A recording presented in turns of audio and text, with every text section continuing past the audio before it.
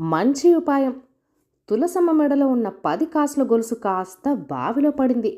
అది 100 అడుగుల లోతు బావి. అందులోకి దిగేవాళ్లు చాలా కొద్దిమంది ఉన్నారు. తులసమ్మ బావిలో చదవేసి మునిగిందో లేదో అని తొంగి చూస్తుంటే కొక్కె మూడిన గొలుసు బావిలో పడింది. బావిలో దిగగల వాళ్లను తీసి పెట్టమంటే గొలుసు విలువ తెలిసి 10 రూపాయలు ఇస్తావా అని బేరాలకు దిగారు.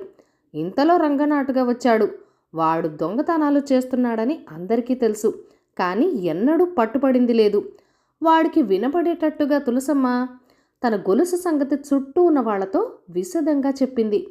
తనకేమీ పట్టనట్టు రంగన్న సాగిపోయాడు. తులసమ్మ బావిలో దిగేవాళ్లను అవసరం లేదని పంపించేసింది. ఆ రాత్రి రంగన్న వచ్చి బావిలో దిగి గొలుసు తీసుకుని పైకి వచ్చిన మరుక్షణం ఇంటి వెనక దాగిన 10 మంది మనుషులు వచ్చి వాడిని పట్టుకుని గొలుసు తీసుకుని తులసమ్మకిచ్చి వాణ్ణి కొత్వాలకు అప్పగించారు. కానీ ఖర్చు కాకుండా తులసమ్మకు గొలుసు తిరిగి రావడమే కాక ఎవరికీ దొరకకుండా తప్పించుకు తిరుగుతున్న రంగన్నను పట్టించినందుకు అందరూ ఆమెను అభినందించారు. ఈ కథను రచించిన వారు ఏ. మధుబాబు గారు.